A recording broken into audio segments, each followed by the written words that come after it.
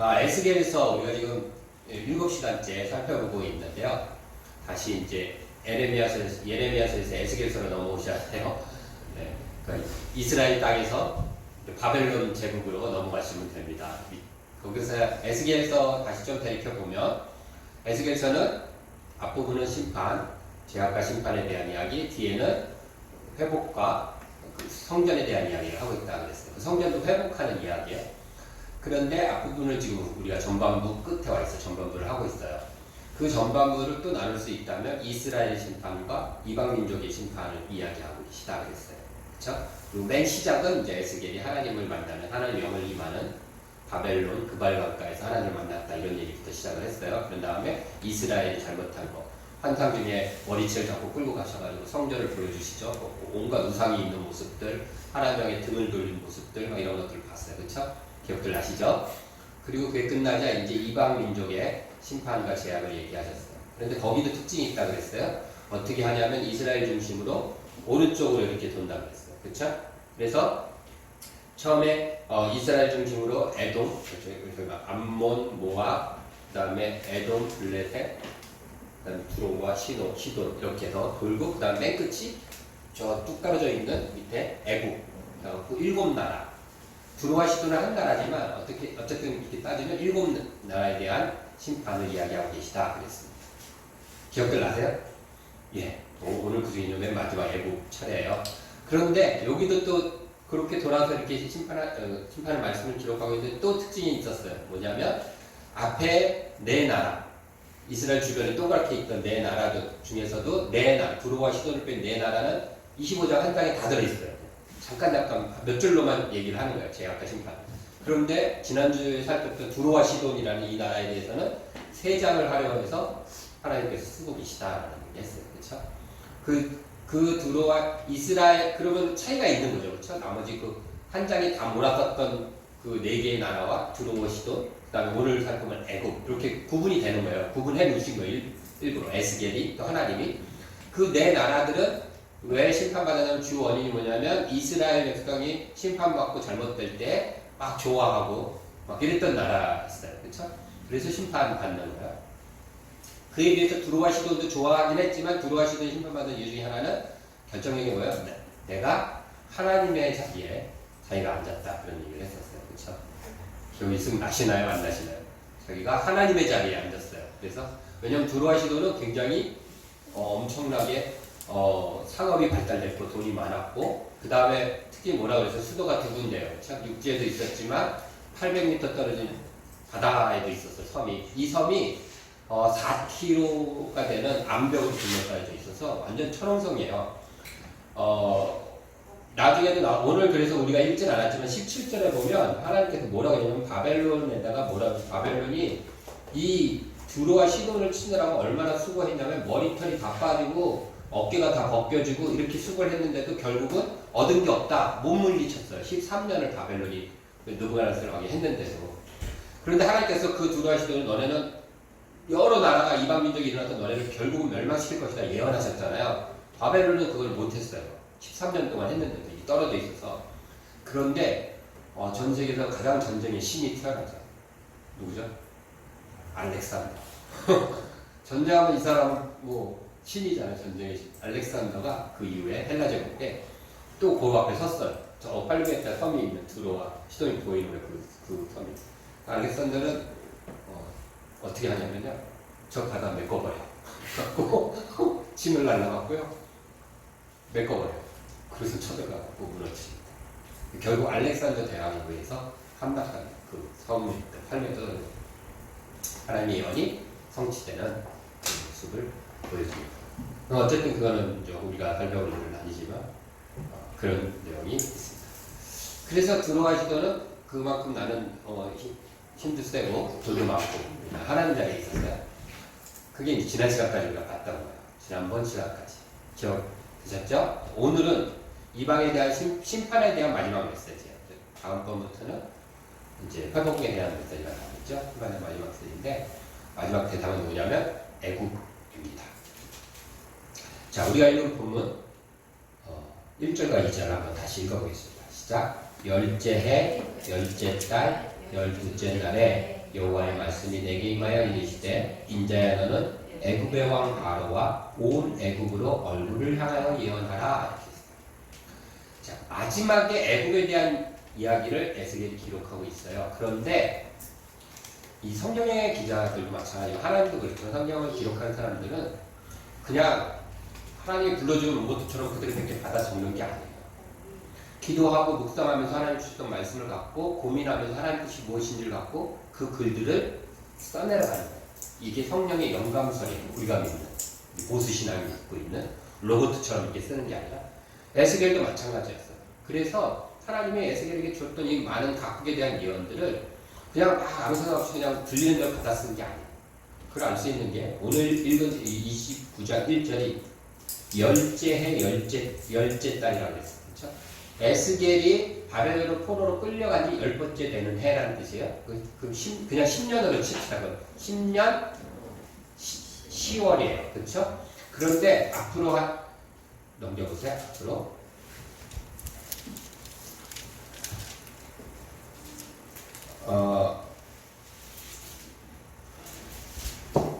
26장으로 가면 그 바로 앞에 두로에 대한 심판을 이야기할 때 26장 1절입니다. 읽어봅시다. 시작. 11째 해 어느 달 초하오래. 지금 두로에 대한 예언이 먼저예요? 애굽에 대한 예언이 먼저였어요? 애굽이 먼저예요. 애굽은 10째 해잖아요. 두로는 11째 해요. 그런데 지금 에스겔이 어떤 걸 먼저 썼어요? 두로 얘기를 먼저 쓰는 거예요.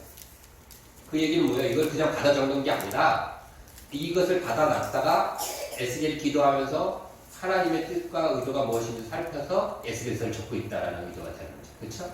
그리고 나서 지금 바로 보면 우리가 29장 17절에 보면 몇째 해가 나와요? 27째 해 첫째 달이 나와요. 그렇죠? 17년이 흐른 후에 예언이 또 임한 거예요. 그런데 한 장 더 넘겨서 30장 20절에 보면 11째 해 첫째 달 다시 11째 해로 오는 거예요. 이게 무슨 얘기냐면 쭉 받아나서 애굽에 대한 기록을 하고 있어요.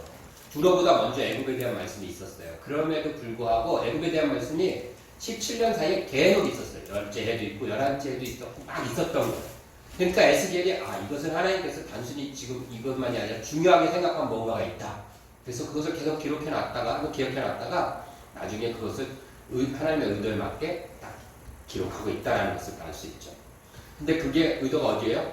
가장 뒤에 지금 기록하고 있고 가장 많은 분량을 17년이라는 가장 오랜 시간 동안 하나님께서 애굽에 대해서 지금 얘기하고 계신 거예요. 그럼 이 말씀이 중요할까요? 안 중요할까요?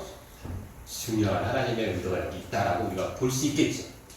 이 구도면으로도 우리가 볼 수 있고 에스겔도 그걸 깨달았기 때문에 그렇게 기록을 하고 있는 겁니다. 아시죠? 그러니까 오늘 중요한 말씀이니까 우리 쫑긋하게 잘 들어보면 좋겠습니다. 그래서 17년 동안 6차례에 걸쳐서 여기 보면 몇 년에 모두 이렇게 써있는 6차례 애굽에 대한 심판과 그런 이야기를 하나님 하고 계십니다. 자, 애굽이 심판받는 이유가 무엇일까? 3절 우리 한번 읽어봅시다. 3절 시작. 너는 말하여 이르기를 주 여호와께서 이같이 말씀하시되 애굽의 바로 왕이여 내가 너를 대적하노라. 너는 자기의 강들 가운데 누운 큰 악어라. 스스로 이르기를 나의 이 강은 내 것이라. 내가 나를 위하여 만들었다 하는도다. 애굽은 이집트잖아요. 그렇죠?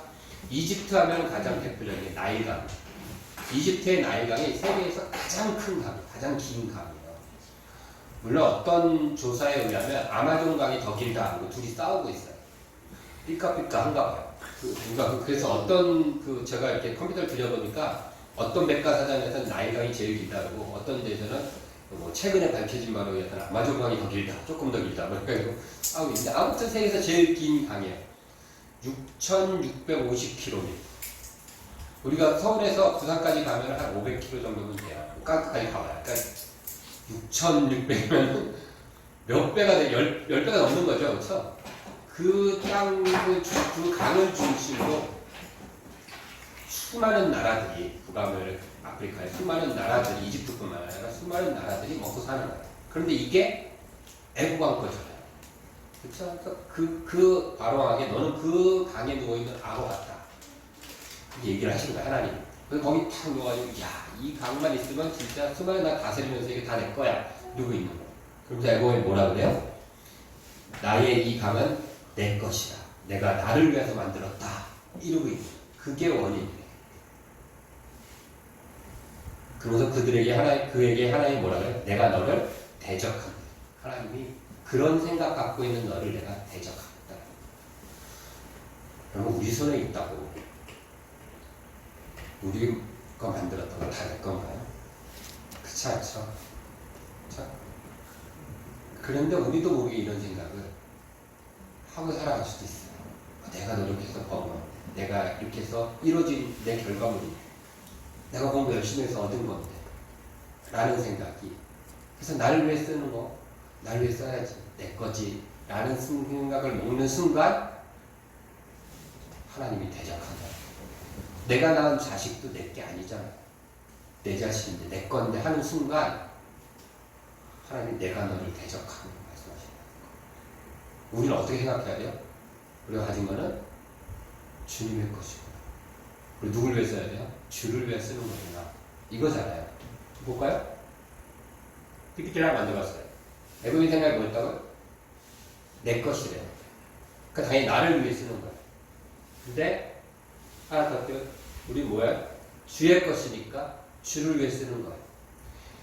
자, 요 기본 틀이 내 것이다라는 생각과 주의 것이라는 생각, 요 두 개가 갖는 어마어마한 차이가 있어요.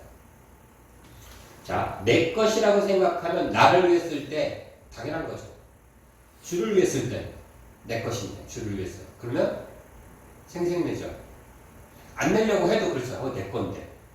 내가 이렇게 주를 위해 쓰고 있어. 이런 생각 들죠. 그런데 그게 아니라 주의 것이라고 생각하는 사람은 어떻게 할까요? 나를 위해 써요.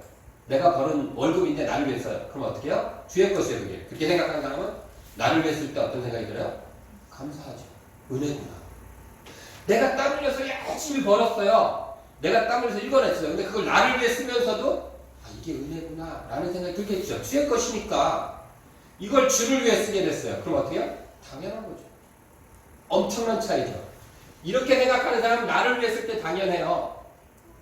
그리고 주를 위해 쓸 때는 생색이 나요. 나도 모르게. 인간이니까. 근데 주의 것이라고 생각하면 나를 위해 쓸 때는 은혜고 주를 위해 쓸 때는 당연한 거라고 생각이 드는 거예요. 결과는 어떨까요? 나를 위해 써요. 그럴 때는 어떻게 해요? 고민 좀 해보겠죠. 주의 것이니까. 내 시간, 내 돈, 내 지혜, 내 건강, 내 능력, 내가 갖고 있는 재능 그걸 나를 위해서 쓸 때도 고민해 보겠죠. 왜요? 누구 거라고요? 주의 것이니까. 근데 그걸 주를 위해 써요. 내 시간, 내 건강, 내 능력, 내 재능, 내 돈, 내가 열심히 했던 모든 결과물들 그게 누군가요? 주의 것이에요. 그걸 주를 위해 써요. 당연히 그냥 쓰는 거죠. 고민해요? 안 해요. 그래서 순종은 뭐예요? 즉시 온전히 기쁘게 해요. 왜요? 내게 아니니까. 이만큼 차이가 납니다. 우리는 그냥 익숙해져서 당연히 내 모든 건 다 주님 것이라고 생각하지. 그리고 나는 그렇게 생각하고 살아가는 줄 알아요.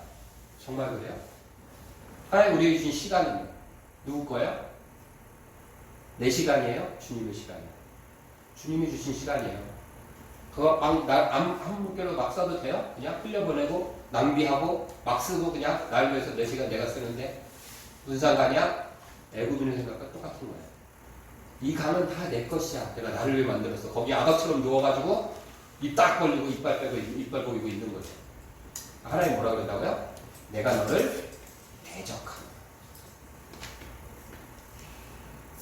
꼭 기억했으면 좋겠습니다. 두 번째로 애굽의 심판이 임한 이유는 6절. 6절. 질문입니다. 6절. 같이 읽습니다. 애굽의 모든 주민이 내가 여호와인 줄을 알리라. 애굽은 본래 이스라엘 족속에게 갈대 지팡이에요. 갈대를 보신 적 있어요? 네. 그럼요. 컨츄리. 우리 시티 사람들은 갈대를 보고 자라지 않아요. 최근에 본 게 그 하늘공원인가 어디 가서 거기 갈대가 막 이만큼 자라있더라고요. 근데 갈대는 정말 뭐 여자의 마음 흔들린 갈대다 이런 비유처럼 이렇게 흔들흔들하게 얇잖아요. 긴데 이렇게 연약한 거잖아요. 그렇죠? 그런데 그게 지팡이 돼요. 갈대 지팡이면 뭐 이스라엘 백성이 지팡이처럼 뭔가 이렇게 의지하기 위해서 잡았는데 갈대 지팡이라는 거예요. 그러니까 의지할 수 있어 없어요? 없는 거예요. 헛것인 거예요. 근데 이스라엘 중요한 것은 그게 나를 이렇게 지탱해 줄 줄 알고 붙잡는 거예요. 누가? 이스라엘 백성이 됐던 거예요. 그래서 그 밑에 7절에 보면 그들이 너를 손으로 잡은 즉 내가 부러져서 그들의 모든 어깨를 붙잡고 그들이 너를 의지한 즉 내가 부러져서 그들의 모든 허리가 흔들리게 하였느니라. 이스라엘 백성이 의지했던 대상인 거예요. 애국. 근데 그게 심판의 원인인 거예요. 그래서 16절 같이 한번 읽어볼까요? 그들이 다시는 이스라엘 족속의 의지가 되지 못할 것이요. 왜 애굽이 심판받아야 되고 이 애굽의 얘기가 맨 뒤에 중요하게 쓰여 있느냐? 하나님이 하고 싶었던 얘기는 바로 그거예요. 우리가 에스겔에서 에레미야서도 보면서 그렇죠? 뭐 여기 가서 붙고 여기 가서 막 그런 얘기 나오잖아요. 하나님 그 얘기를 하시는 거예요.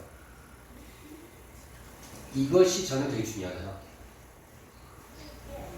애굽이 망한 이유 중 결정적인 이유가 뭐예요? 이스라엘 백성이 애굽이 잘못해 아까처럼 애굽이 다 내 것이야 라는 것도 있지만 또 하나는 뭐예요?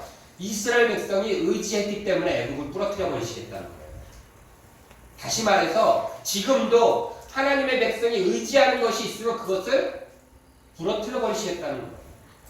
내가 내 직장을 의지하고 살아간다? 직장을 부러뜨려 버리시겠다는 거잖아요. 내가 내 자녀를 의지하고 살아가? 자녀의 관계를 부러뜨리시겠다는 거잖아요. 그러니까 단순히 그렇구나라는 게 아니에요. 이 말은 굉장히 무서운 말이고 우리가 지금 오늘날 우리의 삶에 적용해 봐야 되는 말인 거예요. 내가 의지하고 내가 기대고 지팡이처럼 내가 짚고 있는 것 하나님 그 이유 때문에 부러뜨리게 돼요. 그러니까 우리 주변에 누굴 망치고 싶으면 그 사람 의지하면 돼요. 하나님보다 더 의지하면 망하는 거예요. 하나님보다 더 의지하면 하나님께서 부러뜨리시겠다고 말씀하시죠. 내가 하나님보다 더 내 아내를, 내 남편을, 내 남자친구를, 내 여자친구를, 내 사랑하는 정말 배꼽 찐 우정 친구를 의지하는 순간 부러지는 거예요. 그러니까 그 계약을 절개하고 싶으면 그렇게 의지하면 돼요. 하나님보다 더 쫓아다니고 더 의지하면 100% 절개하는 거예요. 끝나는 거예요. 하나님은 그 얘기 하시는 거예요. 제가 여러분들 쉽게 이해하시라고 쉽게 예를 들었지만 이것은 과장된 예가 아니에요. 실제로 그런 일이 벌어지는 거예요. 회사 마찬가지예요. 간전사가 가정사가 계시지만 나우빗 학원 마찬가지예요. 그렇죠? 하나님보다 그것을 더 의지하기 시작하는 순간 어떻게 돼요? 망하는 겁니다. 그러지 마시라는 말씀이죠. 그렇죠? 제가 교회를 진리학교를 해오면서 제가 순간순간 먹었던 마음이 있습니다. 그건 뭐냐면요. 반전도사를 의지하면 안 된다. 반전도사 가족을 의지하면 안 된다는 마음이 있어요. 왜냐? 의지하고 있는 나를 본 적이 많았기 때문에. 그래서 그때마다 이러면 정말 우주다 나간다. 그래서 하나님 내가 하나님 바라보고 하나님 의지하고 다른 데 의지하지 않겠어. 순간순간 수없이 그러면서 오고. 그래서 우리가 브로크야 지금 깨지지 않고 온 거예요. 저는 그렇게 생각해요. 제 스스로는. 많은 의지가 되고 많은 힘이 되죠. 그렇기 때문에 이런 생각을 놓치지 않는 겁니다. 또 하나 사람들 수나 돈 이런 거 의지 안 해야지. 그럴 수밖에 없어요. 그렇죠? 그거 의지 안 해야 된다. 그래야지 안 깨진다는 거예요. 반대로 얘기하면 내가 그런 것들 하나님 외에 다른 것을 더 의지하지 않고 하나님을 바라볼 때는 절대 안 깨진다라는 거. 뒤집어 봐요. 그렇죠? 그러니까 깨지기 싫으면 오히려 하나님을 더 의지하고 하나님을 바라보는 거예요. 그리고 그 관계 내가 제약은 절대 깨지면 안 돼. 그러면 그렇게 되는 거예요. 그럴 때. 하나님 명확히 얘기하셨는데 다시는 이스라엘 족속이 의지가 되지 못하게 만들어야겠다. 그래서 내가 부러뜨렸다라고 얘기하시는 거예요. 우리가 이 말씀, 오늘 주시는 이 말씀들 꼭 기억했으면 좋겠습니다. 하나님을 의지한다는 건 그럼 무엇일까? 마지막 하나님을 의지해야 돼요. 하나님을 의지한다는 건 무엇일까? 생각해봤어요. 아플 때, 많이 들은 말 있죠. 아플 때 그럼 병원 안 가고 기도만 하는 게 하나님 의지하는 거예요. 돈이 하나도 없는데 직장 안 가고 하나님 돈 주세요 기도하는 게 그게 하나님 의지하는 거예요. 시험 공부 하나도 안 하고 하나님 나 100점 맞게 해주세요. 좋은 대학 가게 해주세요가 하나님 의지하는 건가요? 아니라고 봐요. 그건 하나님 의지하는 게 아니라 하나님을 이용하고 하나님을 핑계거리로 만드는 거죠. 내 게으름에 대한 변명거리. 그건 하나님을 모독하는 겁니다. 병원 가야 되고 직장생활 열심히 해야 돼서 돈을 벌어야 돼. 직장에 충성해야 돼. 단 하나님을 의지하는 것은요. 하나님을 존중하는 거예요. 아하스 왕의 이야기가 역대하에 보면 나와요. 아하스 왕뿐만 아니라 이스라엘 역대 왕들의 이야기가 그 사람들이 하나님을 의지하지 않고 애굽이나 아수르나 바벨론을 의지하였을 때 보여주는 행동이 뭐냐면요. 금과 은을 다 가지고 그들한테 갖다 뇌물을 바쳐요. 근데 이게 부족하잖아요. 그럼 어디에 있는 거 가져요? 하나님 성전에 있는 금. 이거 뜯는 거예요. 그러면 다 뜯는 거예요. 이렇게 주고 뜯어갖고 애굽 왕 아수르한테 갖다 바칩니다. 하나님을 존중하는 겁니다. 하나님을 존중하는 게 아니라 애굽의 왕을 존중하는 거죠. 아수르. 중히 여기는 거죠. 존중하다는 거, 무겁게 여기다 이런 뜻이에요. 사무엘상 2장 30절에 보면 하나님 이런 말씀하십니다. 나를 존중히 여기는 자를 내가 존중히 여기고 나를 멸시하는 자를 내가 경멸하리 하리라. 존중히 여기다라는 말은 좀 전에 얘기했듯이 무겁게 여기다라는 뜻이고요. 멸시하다, 경멸하다라는 가볍게 여기다라는 뜻이에요. 원어의 뜻은 하나님과 관계된 것, 하나님에 대해서 무겁게 생각하고 하나님 주신 말씀, 하나님과 관계된 일들, 하나님과 관계돼서 생각되는 모든 것들을 무겁게 생각하고 진중하게 받아들이는 자. 하나님께서 그의 삶을 무겁게 생각하고 그가 하는 기도 한마디 한마디도 하나님이 무겁게 들으십니다. 반대로 그거 가볍게 생각하고 하면 그만 안 하면 그만이지. 그리고 그냥 필요하면 뜯어갖고 갖다 딴 데 갖다 바치고 하면 뭐예요? 내가 너를 경멸하리라. 대표적인 예가 누구예요? 에서죠. 창세기 25장에 보면 에서가 장자권 팔잖아요. 그때 34절에 뭐라고 해요? 에서가 장자의 명분을 가볍게 여겼다. 이 단어가 바로 조금 전에 읽었던 경멸하다는 뜻이에요. 같은 단어예요. 장자의 명분, 하나님과 관계된 것은 내가 이게 지금 필요해. 내가 먹고 살아야 되는데 배고파 죽겠는데 떡 팥죽 한 그릇이 중요하지 장자의 명분 이게 뭘 중요한데 이게 하나님을 의지하지 않는 거예요. 어느 걸 더 존중히 여기는 거죠. 내가 살기 위해서, 내가 일하기 위해서, 내가 뭔가를 하기 위해서 어떤 걸 더 존중히 여기느냐라는 거예요. 다시 말해서 어디에 더 시간을 투자하고 어디에 더 마음이 가 있는가라는 것이죠. 다니엘서에 보면요. 이런 말이 다니엘서 6장에 다니엘 사자굴에 들어가기 직전에 다니엘을 고소하는 수하들이 있었어요. 다리오 왕한테 가서 일러요. 다니엘을 일러 바쳐요. 다니엘이 절 안 한다고. 그렇죠? 그때 뭐라고 이러냐면요. 이렇게 얘기합니다. 6장 13절에 왕이여 사로잡혀온 유다 자손 중에 다니엘이 왕과 왕의 도장이 찍힌 금령을 존중하지 아니하고 하루 3번씩 기도하나이다. 이렇게 얘기했어요. 다리오 왕이 냈던 그 금령을 존중하지 않았대요. 그 대신 하나님 앞에 3번씩 기도했대요. 누굴 존중한 거예요? 하나님을 존중한 거예요.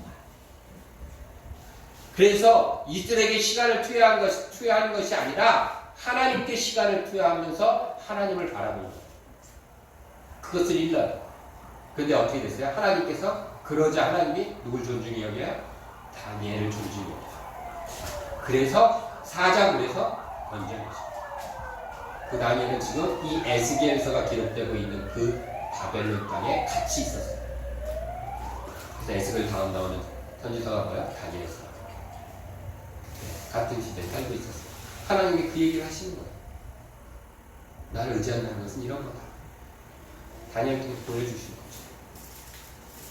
우리가 하나님을 의지하고 산다는 것은 하나님을 존중하고 살아가는 거예요. 하나님의 말씀과 하나님의 관계된 일들은 무겁게 생각하고 살아가는 거죠. 아까 살펴본 것처럼 우리의 것은 누구 것입니까?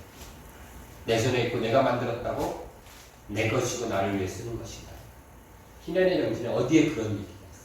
하나님 내게 주신 것 중에는 나 쓰라고 주신 게 있고 다른 사람 쓰라고 주신 게 있어요. 왜요? 하나님 것이니까 우리는 그것을 아멘으로 믿는 거예요.